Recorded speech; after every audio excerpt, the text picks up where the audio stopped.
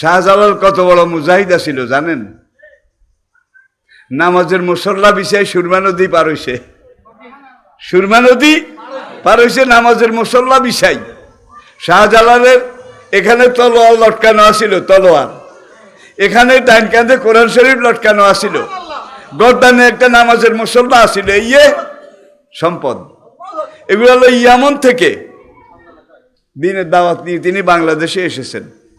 আজ থেকে প্রায় 900 বছর আগে তিনি চলে গেছেন, কিন্তু তিনি মরেও মরেননি। শাহজালালের তলোয়ার সিলেটে খন্দকার বাড়ি, ভাই খন্দকার ভাই যারা ওই দরগার মতো আল্লি ভাই, বড় বড় কাঠের সিন্দুক, লোহার সিন্দুক লই বই রইছে, ভাই টাকা দিতে আসে, তারা বইতে আসে, দিতে আসে।